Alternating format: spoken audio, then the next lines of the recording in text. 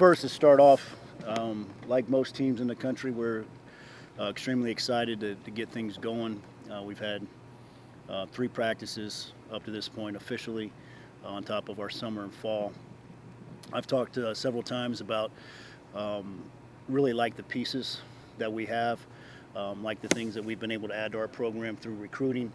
The challenge for not only us, but I think everybody in the country is, can you get those pieces to fit together and what you can ultimately become by the end of the season. But obviously, high level of excitement um, from what we were able to bring in, the work that they've done over the summer and the fall, and really looking forward to getting these guys over the next several weeks ready to compete and play games, and then ultimately um, seeing if we can get everything to fit together to be the absolute best version of ourselves, whatever that is, for this team.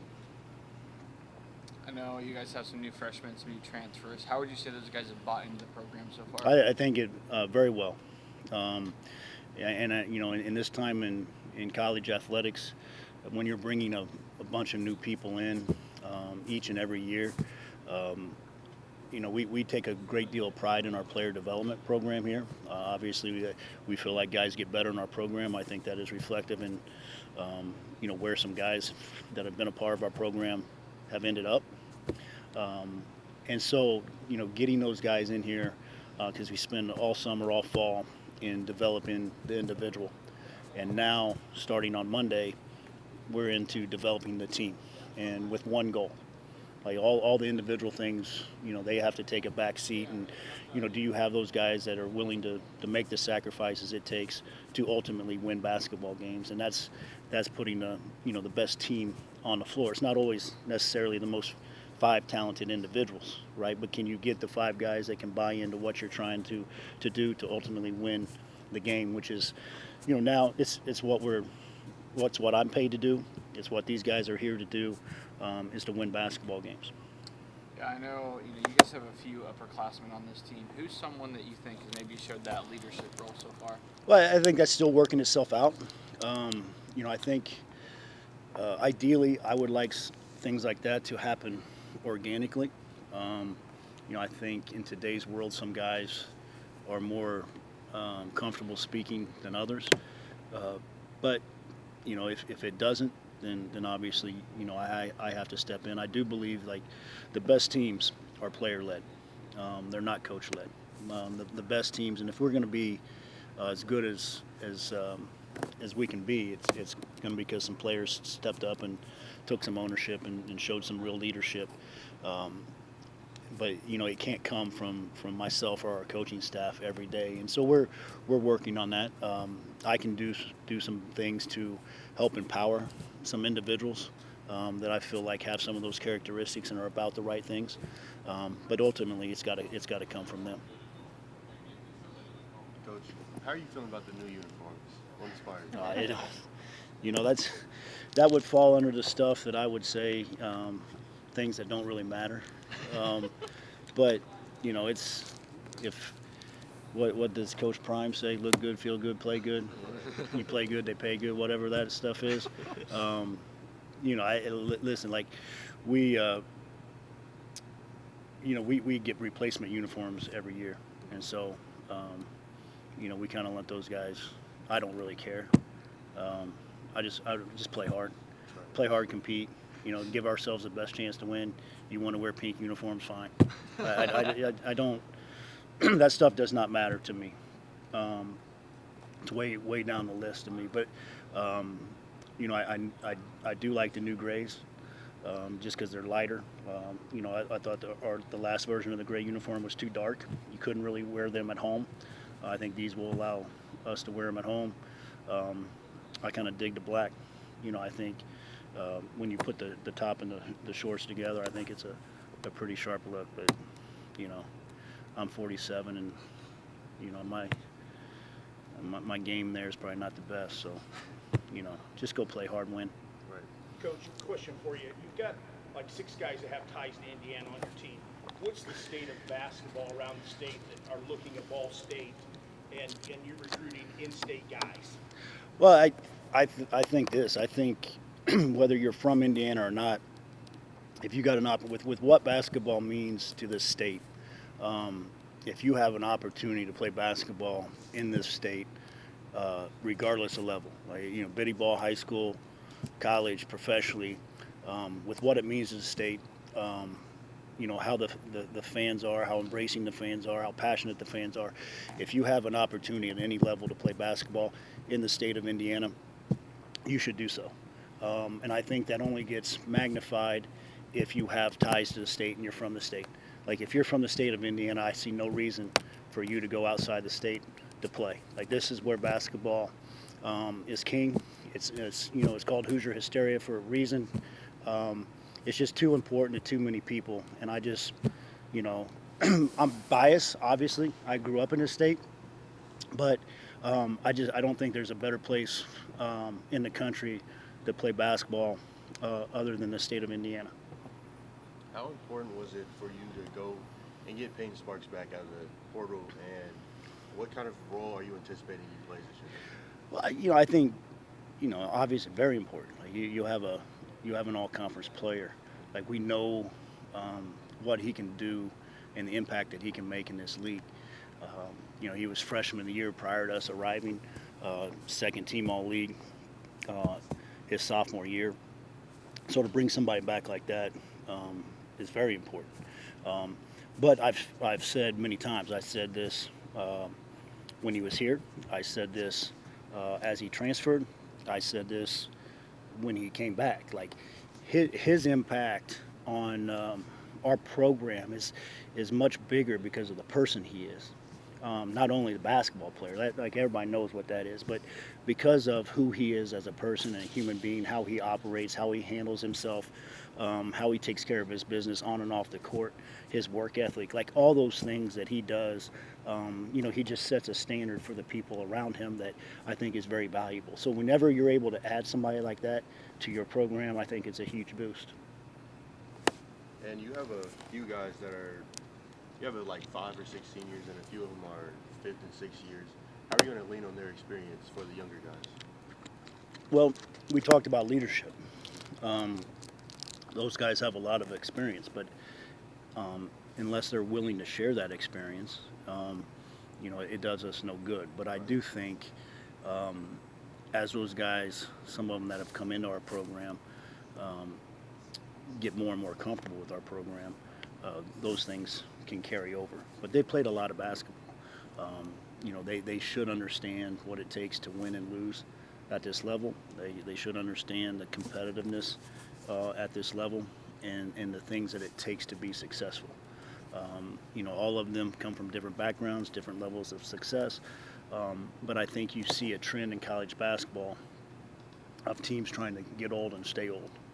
I think it's really, sometimes with the combination of COVID and the years of eligibility and the extra year that provided, and the transfer portal, like I think it's been difficult for high school kids and young kids to come in and make the type of impact that they used to make, because you got 17, 18-year-olds coming in competing against 22, 23-year-olds. That have all that experience that you talked about. So that's something that we sought out in recruiting, and those guys have fit in very well. Just kind of on that note, like how are you just continuously like trying to adapt to that aspect of the college basketball world with this still being relatively new with all these transfers and getting old and staying old? How are you just kind of continuing to adapt to that aspect of the college basketball world? Well, I think you got to adapt to every day. I think it changed. I think college athletics is changing daily. There's been some conferences out west that have gained and lost, institutions each day, or maybe they're leaving, maybe they're staying. Like it's constantly changing. UMass is joining our league in less than 12 months. I think it puts a lot of pressure. Not pressure is probably not the word, but I think you have to, not only as a coach, but I think your institution, your athletic department. You got to have some very forward-thinking ideas. Like you can't sit back and be like, "Hey, it's going to be interesting to see how this plays out." I think we all know kind of the direction it's going, how it may play out. Like, what are we doing to stay out in front of it? What are we doing across the country? Each institution to continue to develop resources to continue to try to be as competitive as you possibly can. Obviously we're not a Power 4 league. We don't have some of those things, but what are we doing to position ourselves within our competitive framework to be successful? What are we doing to continue to raise NIL dollars? What are we doing to continue to grow our athletic department? Here at home, you've got UMass joining our league next season. They have the same amount of sports and double the athletic budget. Like, whoa. Like, what are we doing to, compete with that? And not only us, but other teams in our league. Like, you can't sit back and be reactive. Like, I think you've got to be, out in front of those things and try to give yourselves the best opportunity to be competitive. So I think it changes daily. We look at it from a roster standpoint, how we can put together the best team. We make very strategic decisions in how we approach the recruiting. Obviously, with some NIL stuff, like, are you going to choose to invest in a freshman that may or may not be productive at this level, or do you want to look to invest in somebody that is proven? And I think not only us, but programs across the country are going through all those things right now. So it's much more roster management. It's kind of a very low-level professional structure, how you're trying to put your things together, than what it was. I mean, we're 3 years removed from not being able to provide peanut butter to a bagel, and now, you read the numbers, right? Now, some of them are true, some of them aren't, but that's where we are. So it is literally changing daily. Do you feel that Ball State Athletics has taken the right steps to deal with these changes? I think we're in the process of. I think it's a learning process for everybody. I think it's a learning process for us coaches. I think it's a learning process for administrators. I think it's a learning process. President Mearns is very active within the NCAA and different committees. I think it's a learning process for those guys. I mean, if you're the president of the university, where does athletics fall? Like, if you're the president of the university, like, athletics is probably not your number one priority, nor should we be, right? But I think it's good for us to have somebody that has a pulse on those things. But it's different everywhere you are. And what are we going to do to try to be as competitive as possible, and what does that commitment look like? And I think that's what everybody's trying to figure out, right now. But I do think that having somebody that leads our university in those rooms, in those meetings, that has a very good understanding in the direction things are going, can only help us. But I think it's going to be, we're not the Power 4, okay? And I think what those guys are doing, and then what do we ultimately want our athletic program to look like here at Ball State is something that has to be, figured out. There's a great article, if you guys want to look at it. People I got asked last week about James Madison. Well, there's a great article in the New York Times. I think The Athletic picked it up about James Madison. Just Google James Madison's commitment to athletics. I think it was written in the last 7 to 14 days. Read that, and they got it figured out. Now, is that something that can happen everywhere? I don't know, but I do think it's be a great article for you guys to read it and give you an understanding of kind of what it takes. Like, how are they successful? Hey, Coach, give your pitch to the alumni, what you would like to see from them, what you're going to bring to the table about fans in the stands and to the alumni around the state, around the country. Yeah, we've had a great experience here. Obviously, last year didn't have the team that we anticipated having, didn't have the type of success that we wanted to have. But I think the fans still came out. I think we're going to have a very exciting team. I think this is a team that they're going to enjoy watching, and that they can get behind. And as we continue to build this program back to what it was, 25 years ago, it takes everybody. And as we build this, that's one of the easiest ones to get, build that excitement. Hey, come to a game, watch it, have a great experience, come back, bring somebody with you, because we're going to have a good basketball team. I like I said, I touched on the pieces. Can we get them to fit together? That's my job. And their job is to make a few individual sacrifices in order to do so.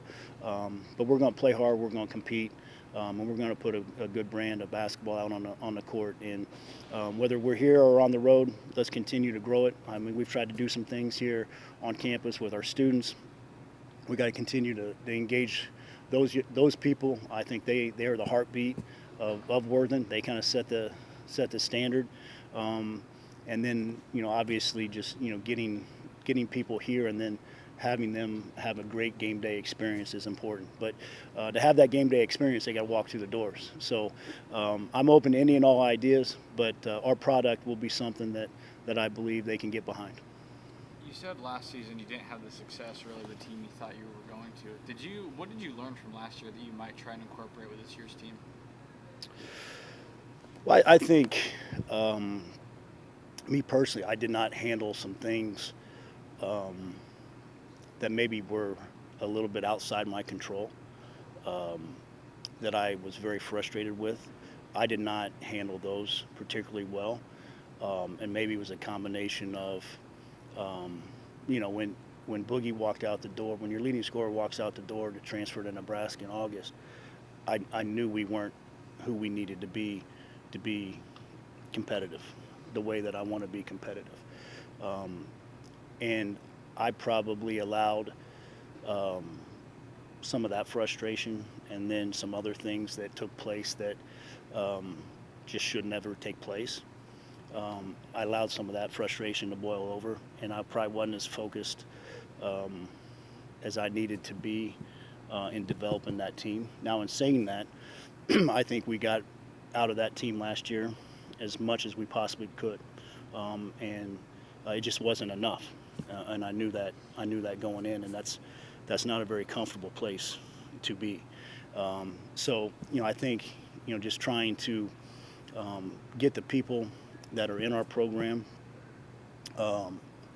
positioned in a way and operate in a way where we're kind of insulated from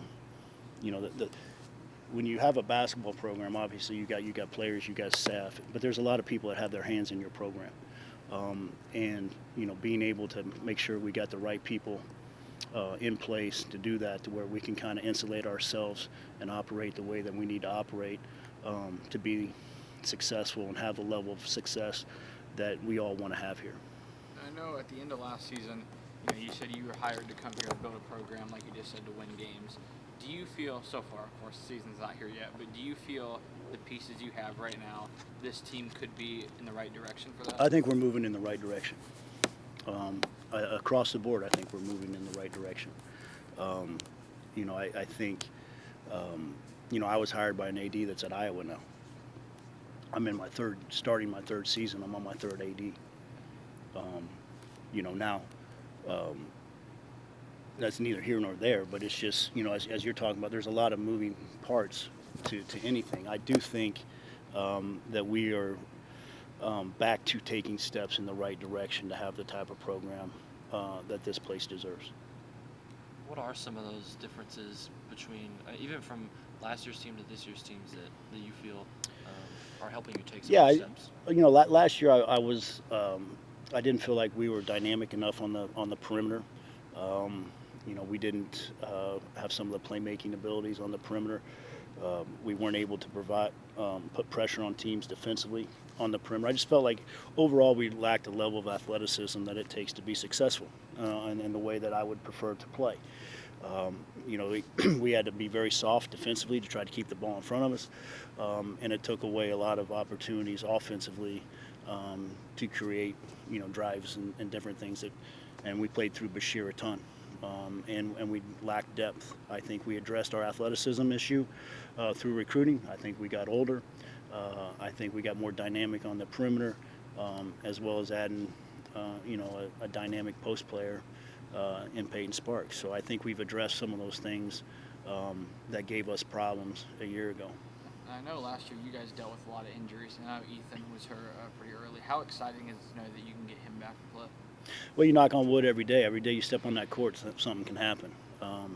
But I think I'm really proud of Ethan for how he attacked his rehab, how he handled that whole situation. It wasn't ideal for him in a lot of ways, but his maturity and how he attacked that, Obviously, he's a guy that's in his 6th year of college, so he's won a conference championship at Boston. He understands what that's about, what it takes, and just a very steadying force for us. And I can see his level of excitement just being able to get back on the court. And so it's been good to have him around.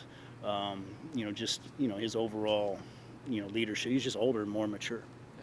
I know you kind of talked about you learning as a head coach, but do you think some of the experiences that you guys had last year makes this head coaching staff better? Yeah, I think you learn and grow from every experience, good, bad, indifferent. Like you're going to learn, from everything, and so. Whether I've always been an assistant where I worked for some unbelievable head coaches that, empowered me in a lot of ways as an assistant coach, that prepared me for this opportunity. There's nothing like being in that seat and taking on all the things that it entails. And yes, you're going to continue to grow. You listen to Tom Izzo, like he has been coaching forever, right? He's coached when I was playing. Like he continues to learn and grow. The kids change daily. And so you've got to continue to learn and grow and adapt to how to get the most out of the people that you're coaching. Everybody comes to our program with hopes and dreams and desires, all right, and aspirations to become whatever it is that they individually want to become. It's our job as coaches to cultivate those things, push them, grow them, try to help them achieve their goals, and then yet put it all together for the one goal, the ultimate goal for Ball State, which is to be successful for Ball State. And that's a very rewarding process. You talked about having the pieces in place and just seeing how well they fit together. How have you kind of seen the guys start to mesh and develop some chemistry early on? Yeah, you can see groups of guys, and we're continuing to mix things up to try to figure out who plays well together, and to try to maximize what I think is a strength of ours, which is depth. I don't think we have a ton of separation. Where you're like, okay, hey, these 3, 4, 5 guys are just head and shoulders above everybody else. We had that last year. We had 3 guys that were just head and shoulders, 3 or 4 that just everybody else. And how do we? We've got some depth, which creates competition. Which can bring some interesting things to practice, which is good. These guys they're competitive individuals, and so they're competing every day in practice, which is only making them better. And we're still working on the different combinations of guys and what that's going to look like, and rotations and what's best, where we can, where we get down to the under 4 timeout, we're in a position to win the game. Going back to Peyton Sparks, as a former player at IU, how do you think that experience for him over the last year? It's different for everybody, and I know that from the guys that I played with. Everybody's experience there is different, and it's a very personal in some ways. I think, for Peyton, it was very different than what he was used to. I think him being back here, you see a very, a high level of comfort from him here. I think he's much more comfortable here, and that's something that he will have to speak to. But I think the overall experience for somebody like Peyton can be very beneficial when you handle things the right way. And I think he handled his departure from here well. I think he handled himself and the things he went through in Indiana very well. And I think he handled his coming back here and his departure from Indiana very well, which I think will only pay off for Peyton for the rest of his life. Young people look at this, and some adults in these young people's lives look at these decisions to attend college and who they play for and where they play as a 1, 2, 3, 4 year decision. It is much larger than that.